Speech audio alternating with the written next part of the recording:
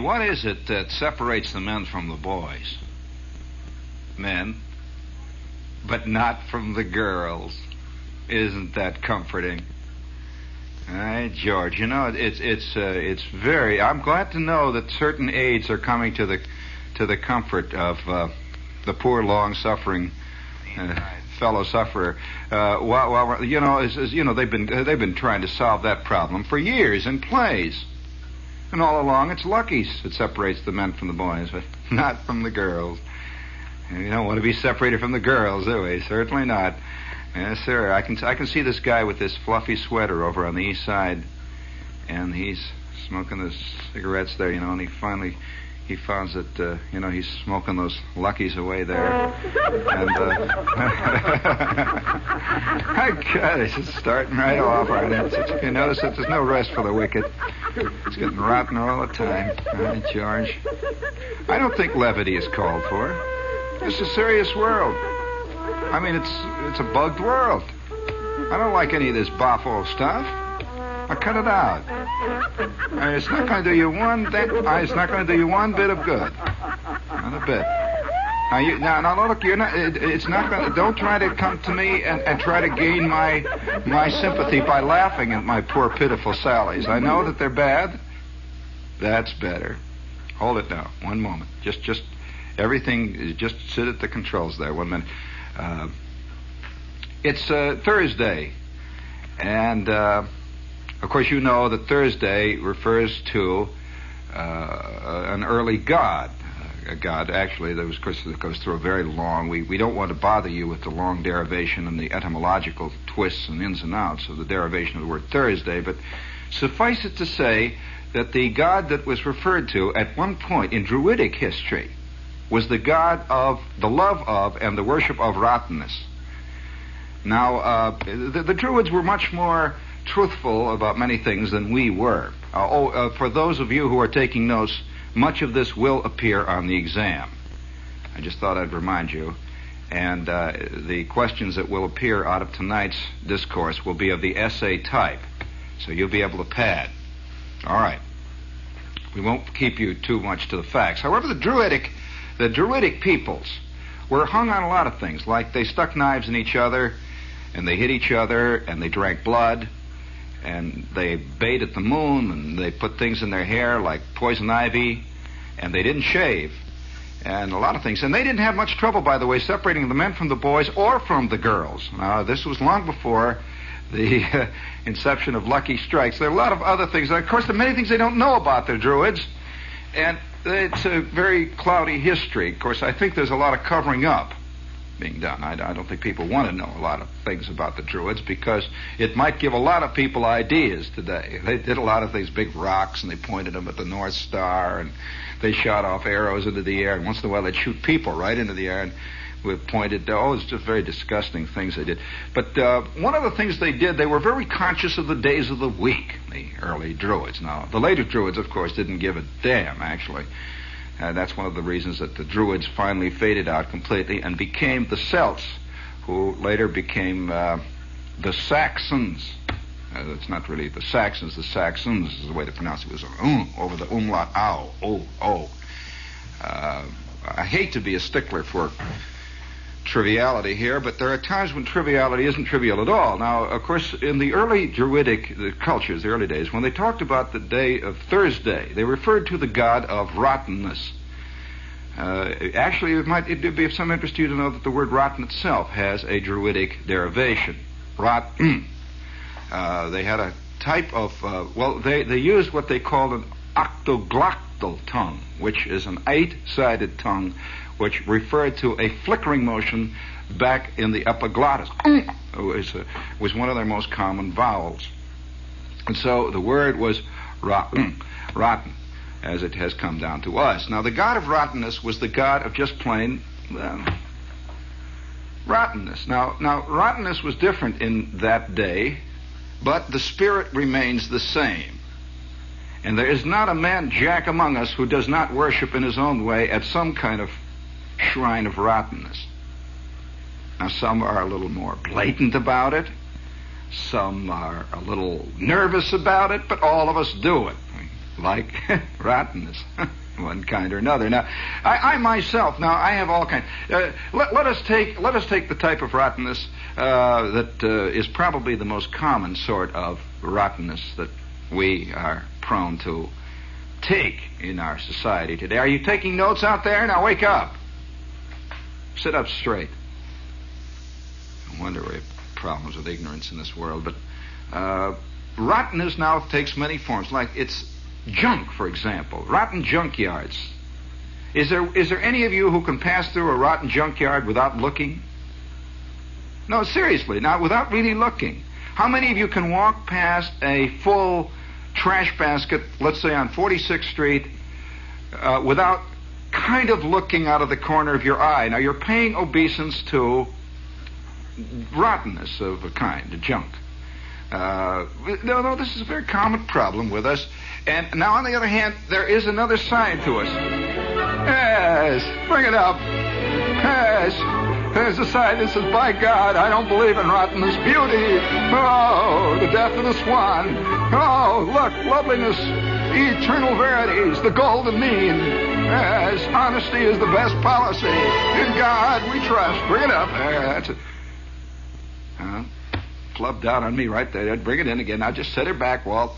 We cannot give them enough beauty on this program. And listen to that. Oh, gee. I get all like Farina, bubbling, old, lumpy, terrible, tasteless, nothing, kid stuff, Farina. Inside. Listen to that.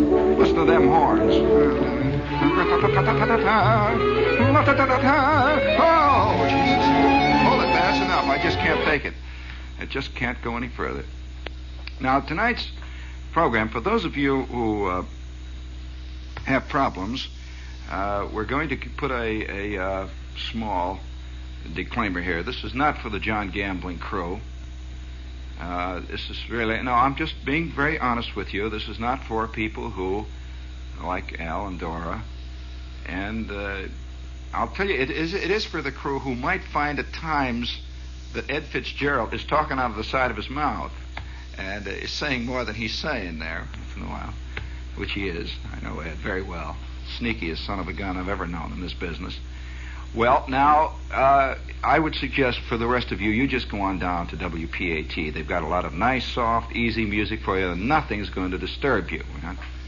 Because tonight we're going to talk about that early Druidic god of rottenness, since this is Thursday night and it's August. And by the way, the Druids got very restless at this time of the year. I think I did. I think I did tell you about the time that I got ran out of a town, literally. I got practically run out of a city because the word got out that I was a practicing Druid. Yes, well, actually I am. I don't practice as much as I used to, but the knees go and things. But being a Druid is a very difficult thing. I remember. Well, I'll tell you, if you're interested in the Druids here in town, on very early Sunday mornings, particularly in the summertime, there is a certain oak tree in Central Park where the Druids who live in this vicinity read a mass. And they do it. We keep a birch bark scroll there from which this is read. And there are other ceremonies. It's very early Sunday morning, about 5 o'clock, just about the time the first horse people are coming out on the tracks out there, you know.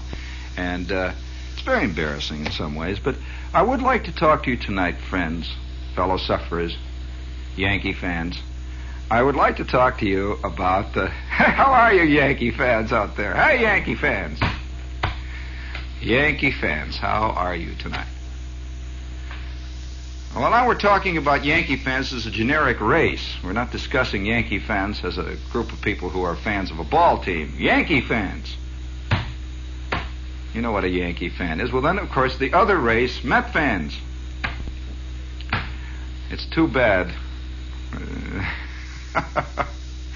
These idiots think they're baseball fans.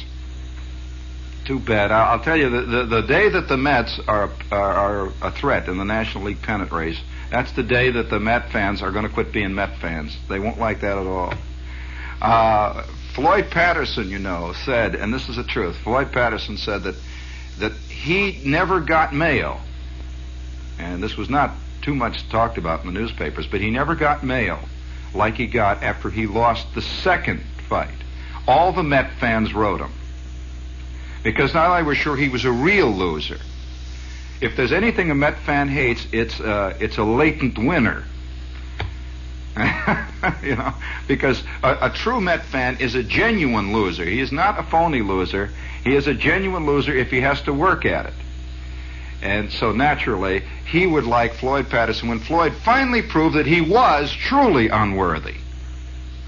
It's kind of an imposition. It's sort of George Orwell, you know. He becomes champion when he gets belted out the third time. Then he is loved. Believe me, I saw that happen in the Philadelphia Phillies once. The more the Phillies lost, the more the fans loved them. Until finally they lost their 23rd game straight, something like that. The Phillies, millions of people stood around in the rain and cried when the Phillies were coming home. And finally the Phils arrived, and the Dirty Skunks won. It just took the summer away from half of the people there in Philadelphia. It really did. Speaking of skunk, this is WOR AM and FM New York. Speaking of losers. And we'll be here until, doesn't matter. But while we're on the subject of rottenness, I just have to bring this in. There was a great thing happen. One of those rare moments when mankind unloosens itself and just opens up the belts and unties the laces and really does something that it secretly always wanted to do. Wouldn't you like to have holidays that are based on the real stuff that you'd like to do? You know, like you have, you know, because holidays, you know, are based on old things. They're not based on real things anymore. No, seriously, they're not. You have Independence Day. There aren't many independent guys anymore. Let's just face that. What do you know about independence? I mean, an independent guy, believe me, is a dead guy in the 20th century world. It's the truth. And so we celebrate past things which are disappearing so fast into our past that they are practically meaningless. Now, wouldn't you like to have a holiday where it's just a true holiday, like everybody can swing on today, and it doesn't count? That, a genuine holiday, like I call Swinging Day. And we can make it a philosophical thing where everybody throws, you know, it's kind of like a druidic rite. Everybody throws all their wedding rings into the big fountain in the park, and for one day, everything goes. It's like clearing the decks, you know. Just one day. Wouldn't that be a fantastic holiday? Really, admit it now. There'd be a lot of guys against it, but there are a lot of guys against the 4th of July. There are a lot of guys against any holiday. There are a lot of guys who get mad at Mother's Day, you know. There are a lot of guys, yes. Can you imagine what a holiday that would, of course, a lot of guys would look very askance at that because they don't want to admit to something very basic here. Now, I think that one of the great holidays we should have is a moratorium on conscience. One day when you can stop all the junk that you have been kidding yourself that one day you're going to do. One day, if everybody stopped it, If everybody one day said, and it was official, I am not going to write the novel. One day you could admit the truth about yourself. Just one day out of the year. Do you realize how great that would be? To get it off your back one day, I am not going to become a great actor. Just one day you can admit the truth. Or one day admit you're just a lousy, rotten, lazy bum. I admit it now. I'm a lazy bum and I'm nothing. I never will be anything. Admit it one day. Admit one day that you really are a hateful, rotten person. One day admit that you are not liberal. All you are is selfish. And you define liberality by letting me and my friends swing. That's what's called liberality. Or liberalist. Or admit you're not a conservative, sound political thinker. You just want to grab all you can get. Why don't you just admit it one day? Just wouldn't it be great if we had that day where a gigantic day, and if Kennedy and everybody, if they had a proclamation, and if we got the Saturday Evening Post behind it, I think it would go. If we could get Life in there, and you could just call it Truth Day, really Truth Day. And for that one day, you could just relax. You could sit there, and instead of pretending that, these guys that read Ayn Rand, they pretend that objectivism is a philosophy. Why don't you just admit what it is anytime anybody tries to get something from you, hit them in the mouth, grab it, and I should run the country. And me and my friends. That's what I should. Wouldn't it be great just for one day to forget all those words, Atlas, schmug, shrug, forget all that jazz. And for one day, just sit there, And for one day, if you're a demonstrator, forget all the causes. One day, why don't you just admit you like to hit people? Just one day. You just want to get out and hit guys with chains, and you want to get them hit the mayor. And, have you noticed, by the way, that's the new thing in demonstrations? That no longer you have to have a cause. You just demonstrate. Seriously, that now, no matter what it is, you go down and you yell at the mayor about it. You just sit in front of get the Wagner, get out of your bum! And of course, and you have a big sign, stop the rain, it's raining. Get out of your mayor, you rotten bum. Anything that bugs you, like if you get a bad knee, you go out and you parade in front of Bellevue. Doctors are rotten, I got a bad knee. And you walk back and forth. Oh yes, that no longer does anyone admit that there are such things as natural phenomena or human nature, anything like it. It's a rotten mayor that's doing it. It's a rotten administration. Get them out of there. And I don't know. It's going to be interesting to find out when everybody gets all the bums out, and all the other guys get in. The same junk goes on. Then what do you do? What do you do then? Get them out. No, get them out. Get them out. Get them out. Until finally you get in. Then look out. Oh boy, the avalanche. Because it's fine. Wouldn't it be great though, seriously, if we had a Truth Day? How many of you guys out there would like to throw out all the 1/3 finished manuscripts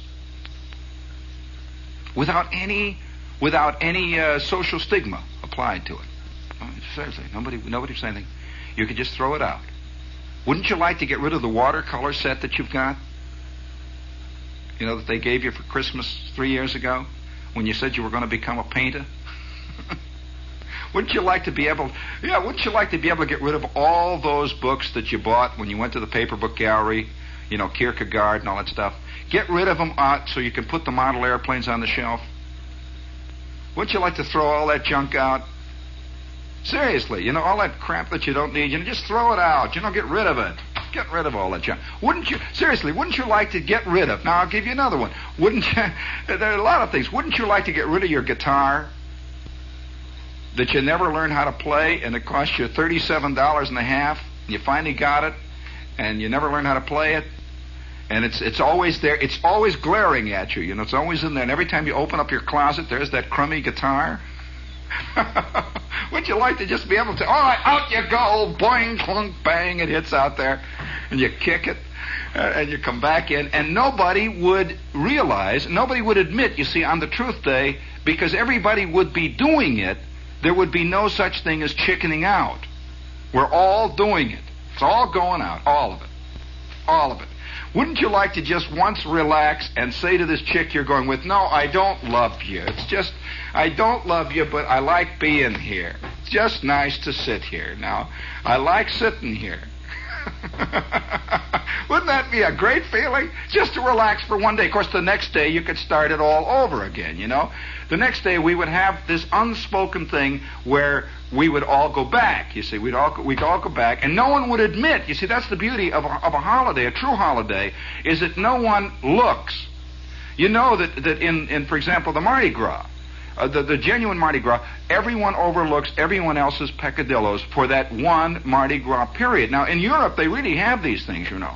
I remember being in the Fasching in Germany, in Munich.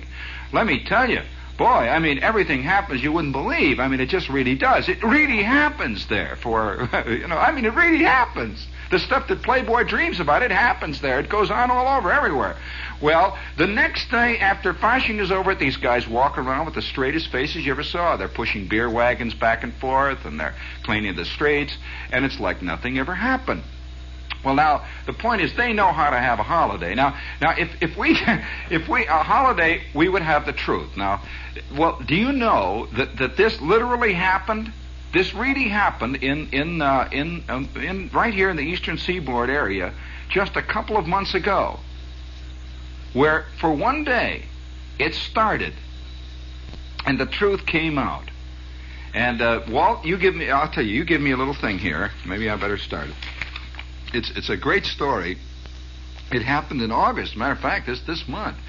No, I'll tell you what you better give me. I think since this is truly an American phenomenon, you give me Stars and Stripes Forever there, Walt. There's nothing better than a good shot of Stars and Stripes Forever to keep us reminding of what's going. There we go, hey, George. All right, that's enough. That's heady stuff. Now, here is a story from the Waterbury American, written by a guy named Samuel Spencer, a reporter. I don't know anything about him. I do know the Waterbury American. It's one of the more humorous humor papers in America. I've read their editorials, and gee whiz, you know, if you think Mad is funny, friends. But we have here a great story about what happened and what. Have you ever been in Waterbury, Connecticut? I'll never forget one time being in Waterbury, Connecticut, the night of the Great Flood. You remember the flood they had up there a couple of years ago? Remember that? Well, I just thought that was the kind of weather that they had up in Waterbury. I didn't know much about Waterbury, and it was coming down, and people were drowning the streets, and the houses were falling in. And I went to the train station. Nobody seemed to be concerned. I got on the train and went right out. Well, that's Waterbury, but it is not really Waterbury, because when you hear this piece, you will recognize a kind of universality that ties up very closely with the Druids and their actual honest appraisal of and worship of rottenness as personified by junk. I think this is the first society in history that has, we thought the Victorians did it. I think this is the first truly mechanistic, materialistic society where, the Victorians gathered things around them that were considered, as you know, Walt, they were considered artistic. It was considered decorative. And so, hence, they gathered the things around them, the junk that you see over in the 3rd Avenue antique shops. They gathered that junk around them as decorative things. It was decorative things. Well, we are different. Our time, our world, collects stuff for no such reason. We don't have any reason. We collect it because it is stuff itself. Not for any other reason. It's just stuff. Now, I'm going to read this piece to you, give you an idea of how we really do respect and honor the whole panoply of, you might say, civilization and junk. The drift down, the down drift, the fallout, the dandruff of a mechanized civilization. You don't throw it away. Nobody really throws it away. It's just there. Have you ever wondered where all that stuff goes that all those fat ladies are buying every day at Macy's? Because, they buy a lot of it. They have $1 million days, they're all the time. Gimbel's, Macy's, Orbach, all of it. These people are in here insanely buying night and day. Well, the stuff comes out to their house in big chutes. It really does. Well, what happens to all the stuff that it replaces? Do you think they throw it out the back as another chute? Oh, no. Not a bit of it. No, sir. Listen to this great story. more than 600 refrigerators, more than 500 stoves, more than 350 water tanks, thousands of bed springs. Where can you see this many appliances, all in excellent condition, in one place? At the Waterbury Municipal Dump. The recent citywide junk pickup drive netted this huge inventory of furnishings among the 10 million pounds of rubble which was picked up along the city's 258 miles of streets. Now, this is a little town, Waterbury. 10 million pounds of crud they picked up in this town. But listen how it happened. It's a great story.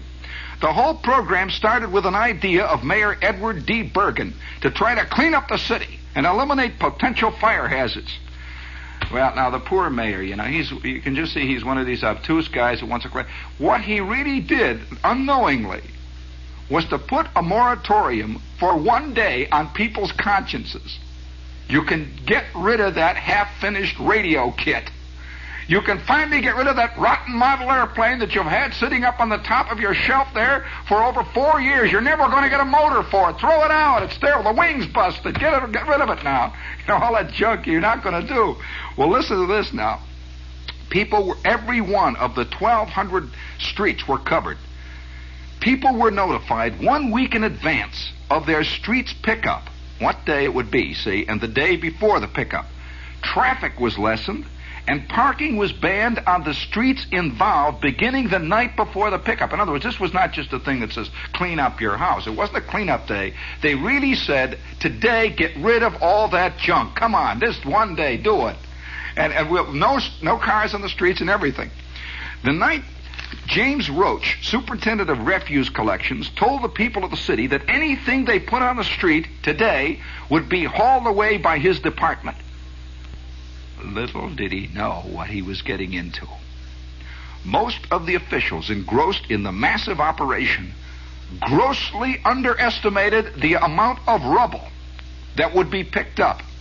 Many days, the trucks took over 200 tons to the dumps for burning and disposal. That's just in one day. The program, now here is where it becomes interesting. The program did not catch on immediately in the pilot area in the East End. People seemed to be wary of neighborhood reactions and were unwilling to put a big pile in front of their own house. Now, you see what I mean about the conscience? Okay. You got that now? No one wanted his neighbors to think that he had that much junk in his house. The people seemed to catch the spirit of the drive as it progressed, and they often hauled their refuse to later collection areas in another part of town in order to cover up their tracks. All right. Now, what did people throw out most often? What would you guess people threw out most often? You would never guess. TV antennas. There were millions of TV antennas. How many TV antennas are in your house right now? You know, rotten ones that you bought from this pitch man that came on channel Whoopi. He says, it'll clear up all the snow, all the ghosts. Your TV set will act like a brand new number one 17-inch set for $5.95 with a special dual dipole valves with the 17-inch. And you know that guy, you remember, used to sell TV antennas? And people bought them and they were worse than the rabbit ears. And everyone was hung, and they didn't know what to do with them after you paid $17, after you paid the guy that delivered it and all that. They hooked it. Remember those things? And people don't throw that stuff away. When you buy something, there it is. It's in the under the shoes and all that. Well, there were more TV antennas thrown out than anything else. 50-gallon oil drums. How do you like that one? That were used to hold fuel for stoves and furnaces, and cement blocks that were used for hip fireplaces. Guys had given up that business with the bricks, and they were throwing them out. The prize establishment, in Superintendent Roach's opinion, was an apartment block, one block, listen, that contributed 9 refrigerators, 11 washing machines, 7 sinks, 7 hot water tanks, and 35 elderly TV sets. One block. City planner Anthony Murto said, before the drive began, we held the natural assumption that the bigger the house, the more junk, and the bigger pile, of course. This is not what happened. The tiny Cape Cod type houses had junk piles as high as their roofs.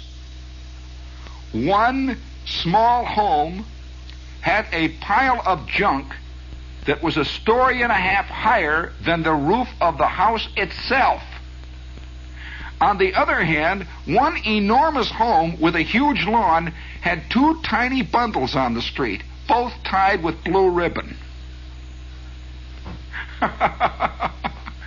Boy, this is a great sociological document. This poor little house, all filled with junk. The junk is reassuring. Are you aware that I think one of the most important things about junk is it gives you a sense of belonging, of existing. Having stuff around you, yes, it gives you a genuine sense of security. I have known guys, in fact, I knew a guy who practically had a nervous breakdown when the girl who worked for him took the 17 feet of junk that he had piled up on his desk since 1927, took it away one time and just burned all of it and just left the top layer, the layer that he worked with. Because suddenly he was naked. He was literally naked. There were millions of notes in there of things he would never do. You remember that. We all keep notes of people we're going to call, things we're going to write to. And by having the paper near us, we assure ourselves that our heart's in the right place. And one day we'll get our life straightened out. One day we'll get it all straightened away. Well, can you imagine what this does to a guy when it's all thrown out? It's like his life has been thrown away, and he's been caught in all the lies. He will never call again. He will never pay for the shoes. He will never do the thing that he was going to do that time when he took that brochure. And all of that stuff will go right down the drain. So we've got to keep it with us. And the more insecure a person is, the more junk you'll find around him. The more insecure he is, and the more convinced he is that he doesn't really exist. He has to surround himself with 4 cars. He really does. He's got to surround himself with as many things as he can get to reach out and touch, to hold. There it is. You just reach out and you grab a hold of it. Do you want to hear more of what happened in Waterbury? You haven't heard the end of it by any means. This really gets going. Listen to this. In many areas, the men living there were unwilling to undertake the work necessary for cleanup.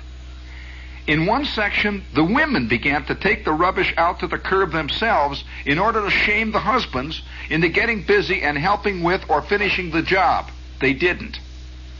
Now, I want to point out something. I believe that men are more romantic than women. I believe that men are bugged more with conscience than women. They are generally bugged also by the fact that they have loused up and have wasted their lives. This is a real problem with men. And I think men are much less prone to throw out junk than women for that very reason. It's not a matter of being lazy. I mean, the guy goes down there and there are all those tires and he's got all those old license plates and all the New York Times crossword puzzles for the last 8 years that he was going to do and didn't do. They're all there, all those magazines and all that stuff he was going to all the papers and all the junk. And he feels somehow, well, at least, stuff. But boy, you're naked. Yet they take all this out and there's just this concrete. There you are. You're standing there with nothing but your shoes. How many people ever really throw shoes away? That's another thing. That's another thing, boy. Shoes just sort of melt. Hardly anyone ever really throws them away, But I suspect that women don't like junk. Men are born junkies. Believe me, we used to. One of the biggest things on a Saturday afternoon for kids when I was a kid was to go junking. Because, it's very important to a kid. He starts right out, you see. If he gathers junk around him, a boy does this. A girl is very secure in being a girl. She's sitting there with her doll, she's already having babies, in her mind, and she's playing jacks. What is this little squirt who's 8 doing? He's out there looking for wheels. He's out there looking for inner tubes, He's out there looking for anything, and he's gathering this great cloud of stuff around him. He collects match covers. I never heard of a girl that did this. You know, he collects stamps, almost anything. Men are the collectors. There are very few ladies stamp collectors. You know, men are collectors because they're the nervous people. Men are literally the nervous people. Women, you know, they're very secure in what they are. The man is out there collecting. Well, I want to tell you more about what's going on here. Listen to this. Some of the items left for removal still have the officials wondering. A 1,400-pound safe was on the street one morning with the combination written in chalk on the top of it. Many of the men involved in the project took a crack at trying to open it, but the combination didn't work, and maybe that's why they threw it out. You know, can you imagine this guy all of his life with that crummy safe down there? One day he's going to get it to open. Finally, get it out. It's like, you know, it's like the golden apples or the golden fleece or something. Get that thing out. One lady had her kids take down an entire shack, which is in the backyard, and throw it away. One planter, the tree stumps, they got the whole business going. But listen, this, I think, is, all right, listen to this one. And this, I suspect, is the most significant part of the article, came the scavengers. They came in all sizes, shapes, and vehicles. One lady drove around in her chauffeured black Cadillac, looking at all the junk piles. Every day she was out. Superintendent Roach recalls seeing one station wagon so loaded with crummy old clothes that they couldn't even get another handkerchief in it. Now, what's that for? The scavengers, look at the eerie scene. What a great little one-act movie. The scavengers were out late at night with flashlights, wandering over the town. They left very little in the line of baby equipment, playpens, bassinets, carriages. There is one story of a guy who made the regular rounds of the discard piles and is now well entrenched in the second-hand furniture business in town. Many times, two people would see what the other one was discarding and then just trade his pile of junk for the other guy's pile of junk. How do you like that for a guy who wants to get rid of his life? But he doesn't want to get rid of life itself, so he trades. I'll be you for a while, Charlie, and you can be me. I'm Fred, you're Charlie. Okay, here. Give me your old tennis rackets, and you can have my old guitars. You can have my unfinished airplane, and you give me the set of ties that you never use, you know, and I got them all. And it's a trading of a life. Interesting thing. What an eerie situation. The scavengers were moving at night. Many of the sections of the city where winemaking used to be popular cast a fantastic stench of fermenting wine. As the wine barrels that were odorless in the cool dampness of a cellar finally got out in the hot sun, truth again was hitting the town. And fantastic domestic fights were seen all over town. When a wife wanted to throw something out, and husbands were fighting up and down the blocks to keep stuff from going into the refuse truck. You notice they don't put it the other way? It was never a wife fighting to keep the stuff and a man trying to throw it out. It was obviously the other way. This is very, very interesting. And then kids started to follow the trucks. These are the kids out junking. And hundreds and hundreds of kids would be behind the trucks, and at each stop more would grow until there would be almost 1,000 of them following the trucks all over town. What a day to be in Waterbury. I mean, wouldn't that have been a great thing to see, really, though? Thousands of kids. Fights were started when people began to put their junk on the pile in front of somebody else's house. Oh, no, you can't blame that rotten old airplane that you never finished on me. You crumb! And the next thing you know, they're hitting each other. A guy is trying to get rid of his guilt on another guy's doorstep, you see. Why didn't he want it in front of his house? Why? Well, figure it out. And this other guy had enough troubles of his own. What do you think they're going to say when they see my paints that I didn't finish the painting? I'm not going to have that airplane, too. Get out of here, bum. Gee, that's wild. Well, these people had fights, And it broke out all over town, and they hauled these people into the station, you know, and of course it was very valid. Most people were shy about throwing away, but as soon as it started, it was like an avalanche. Everywhere, a moratorium was declared on conscience or worry or fear, and it spread over the town like a gigantic wave. And at the dump, what happened at the dump? It was wild. There was a vast tonnage of rubble arriving at the dump, and they had to do it almost like an army. They had gigantic payloaders and bulldozers and everything lining this stuff in enormous piles. 50-gallon oil drums. And one of the greatest dangers that was happening, thousands of guys were throwing away illicit ammunition. How do you like that one? Shells of all calibers and grenades were thrown away, and they were exploding on the trucks, causing the loads to be on fire. Palladino said it became necessary to keep all men and trucks away from the fire areas because any time now it was all going to go up. Something would explode. In fact, one time something exploded in a gigantic bulldozer's scoop and drove the entire machine backwards several yards. Boom! Oh boy! These guys are getting. Don't worry. These guys are getting rid of everything. And the question, of course, arises now: what happened actually in Waterbury? That every one of us, there isn't a single one of us that doesn't have his life surrounded by all sorts of things that are nibbling at us like a gigantic school of man-eating guppies. And it just follows you like a cloud, follows you around of things you should have done, things you shouldn't have done, things that you never finished. And I suspect the most virulent of these little crummy things that are biting at us is the unfinished dream. The dream of the guy who's going to build a place on the island. The dream of the guy who's going to finally make the break from BBD&O. The dream of the guy who's finally going to get away. Yeah, he's finally going to do it. There must be 87 million guys who have always said to themselves, finally, one day, I'm just going to go in and tell her I want a divorce. You'll never do it. And always these little things. And the women, too, the same way. One day, I'm going to tell them, it's no use. It's been a joke ever since we started. I'll take the kids. I'll get out of your life. No. Oh, speaking of jokes, we have with us tonight the Mandarin House.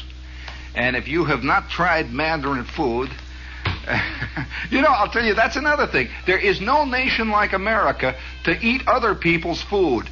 We're all trying to quit being Americans as fast as we can. Guys go to French restaurants, guys go to Italian restaurants, guys go to kosher restaurants, they go to Chinese restaurants. Hardly anybody goes to an American restaurant. Believe me. Well, if you really want to get far out, man, I would suggest you try Mandarin food. That's inland. I mean, that's even past Hong Kong. It's, oh, wow. And if you really want to try it, it's at the Mandarin House on 6th, well, just off 6th, between 6th and 7th on 13th Street. They have a bar. And the whole thing works. Gee, that came out loud, didn't it? But this is the Mandarin House, and the food is good. And they're open 7 days a week. This is a really, I'm afraid this is something that, and you know what eventually happens when a guy has enough of these guppies nibbling at him and gnawing at him? He looks for some scapegoat. He looks for a scapegoat. We like to believe that the reason our whole lousy life has been so balled up is because of the rotten system. Or because of the way the rotten woman is that I married. That's rotten women. Or else it's that crummy mayor. That guy, if we can get that mayor out. And it just thousands and thousands and thousands of people today are looking for scapegoats. Until finally, I imagine, next to General Motors and the Hollywood Dream Factory, the biggest business in America will be the demonstrator. He's on his way.